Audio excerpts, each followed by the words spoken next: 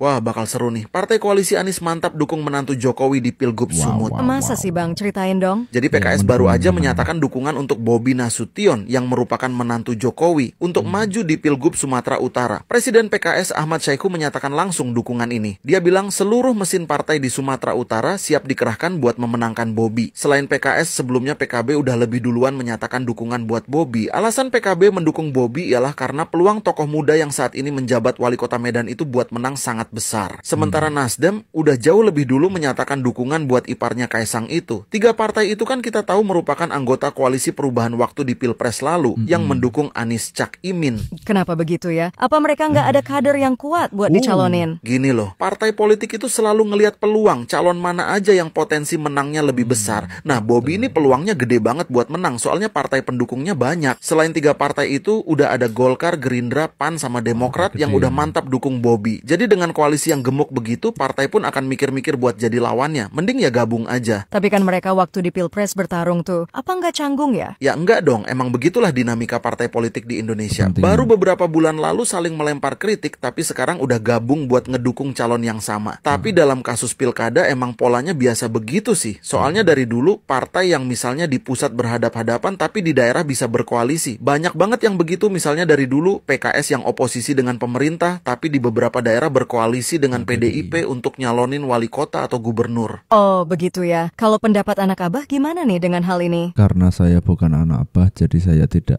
memberikan pendapat.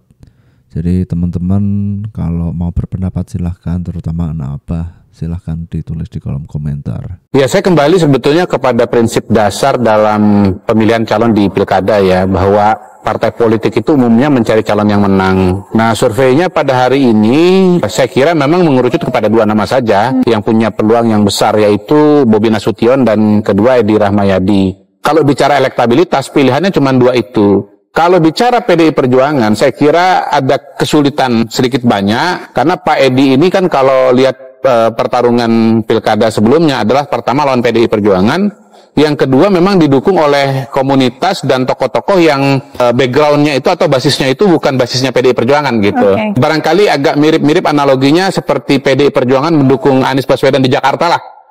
Ya kan, disebut namanya tapi hatinya juga belum tentu serak banget gitu. Nah, mau mengajukan calon-calon yang lain yang tadi disebut oleh Bang Ciko itu bisa saja secara teknis, karena setahu saya syaratnya kursi berapa Bang? 20 kursi ya. Sementara PDI Perjuangan sebetulnya bisa maju karena kursinya 21 gitu. Ada dua partai. Bisa mencalonkan sendiri ya. Tapi kan kalau kan mau maju kan mau menang gitu. Kalau elektabilitasnya itu rendah, tentu peluang menangnya kecil. Jadi bingung nih antara mengajukan calon internal tetapi elektabilitasnya tidak tinggi, mengajukan siapa Edi Rahmayadi tetapi background sosial budayanya itu berbeda gitu. Nah, kalau PKS saya nggak tahu apa alasannya. Mungkin mau ke Edi tetapi juga nggak mudah. Kenapa? Kursinya PKS kan cuman berapa tuh? 10 apa? 10 kan? Sementara syaratnya bisa 20. Jadi PKS pun mau bergerak mendukung Edi pun juga barang ini belum tentu bisa jalan gitu loh. Jadi saya kira ini yang membuat kenapa kemudian dukungan kepada Edi ini menjadi semacam stagnan, katakanlah begitu. Tapi saya kira net kuncinya ada di PDI Perjuangan, karena PDI Perjuangan sendiri pun bisa. Kalau PKS sendirian nggak bisa. Ya mau sendiri bisa, tapi kalau kalah kan juga sama aja. Jadi ya wait and see lah. Bingung ya kalau gitu ya. Ya perpolitikan emang selalu bikin bingung, tapi menarik. Mau ini bisa kongkong nih, bisa songong, bisa sombong karena kursinya mencukupi +1 malah lebih 1. Tapi kalau kalah ya ngaplo kan. Jadi bingung kan. Mas Dev, apakah kemudian diskusi di Koalisi Indonesia Maju itu buntu sehingga daerah-daerah strategis antara Koalisi Indonesia Maju partai-partainya ini harus bisa jalan? Sudah buntu tuh gimana Mbak? Iya kan nggak bisa bersatu. Kata siapa? Loh, buktinya di Banten nggak bersatu. Belum tentu. Kan ini rekomendasi belum keluar, pendaftaran juga belum. Jadi belum berkibar. Ya, sabar aja dulu. Tapi kan tadi dikatakan ya oleh Bang Riza, Golkar ini partai yang udah lama, udah lebih kuat dominasinya. Boleh dong kita sebagai partai baru kemudian menantang menentang Inilah mendominasi indahnya Golkar. demokrasi, semuanya itu memiliki hak yang sama. Oke, pertanyaannya betul nggak itu bahwa secara elektoral bahwa kader-kader Gerindra itu angkanya kurang menguntungkan kalau Golkar dibandingkan itu kader Golkar? untuk menentukan posisi pencalonan, semuanya kita kan pertama kembali ke survei. Oke, elektoral ya. Elektoral. Terus kedua kita lihat juga PDLT, prestasi, dedikasi, loyalitas, dan tak tercela. Kita lihat juga faktor-faktor lain ya, misalnya ada korelasi dengan partai lain kah? Apakah misalnya dia sudah bawa surat dukungan dari partai lain? Ya hal ini semua menjadi pembobotan untuk kita menentukan calon. Jadi bukan hanya satu dua aspek yang kita lihat, tapi kita lihat secara holistik. Kalau misalnya kader dari Partai Gerindra secara elektoralnya kurang atau tidak menguntungkan, Golkar gimana? Ada bermacam hal. Kalau memang calon dari Golkar kuat, calon yang dari satunya kurang gitu kuat, akan tapi dia membawa beberapa faktor ya yang bisa memperkuat gitu ke depannya, ya itu bisa. Tapi jangan juga calonnya itu harus menggendong. Jadi dua-duanya itu harus saling sinergi. Maksud saya itu adalah memastikan bahwa pasangan ini adalah yang terbaik. Jadi membawa kemenangan, saling melengkapi, menjadi aset. Yang penting paketnya ini pasti menang. Kalau kita mau membangun Indonesia ini cepat dengan janji pertumbuhan Pak Prabowo janjiin 8%, Pak.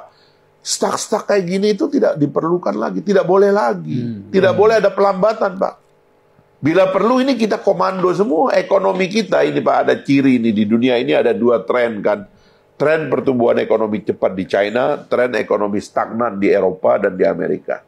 Ya memang ini peradabannya sudah selesai, istilahnya orang udah nggak, pertumbuhan tuh nggak bisa cepat lagi. Tapi kalau kita lihat China, pernah tumbuh di atas 10% dan sebagainya. Itu ada unsur efektivitas. Pemilik modal bilang, kalau saya ngurus izin ke Cina, 1 jam selesai. Kalau saya ke sini, berbulan-bulan nggak selesai. Mana yang lebih efisien kalau kita berekonomi ya di negara kayak begini?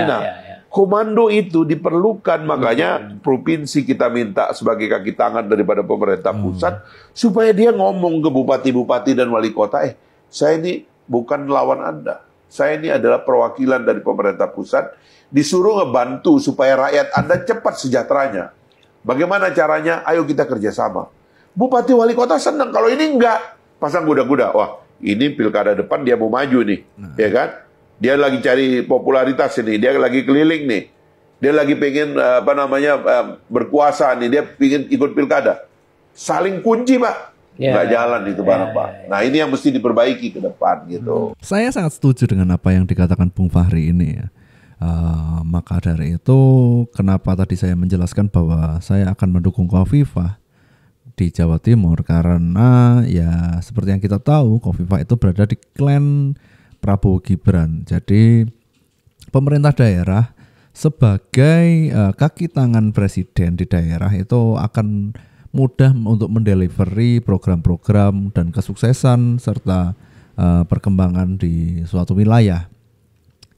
Nah, seperti yang dikatakan Bung Fahri tadi, kalau misalkan nih yang di daerah itu saling sikut karena ada intensi menaikkan elektabilitas, akhirnya saling jegal, saling jegal, saling mengunci, akhirnya ya ngono-ngono wae gitu-gitu aja gitu loh, nggak ada perubahan yang signifikan karena semua saling mengunci atas kepentingannya masing-masing.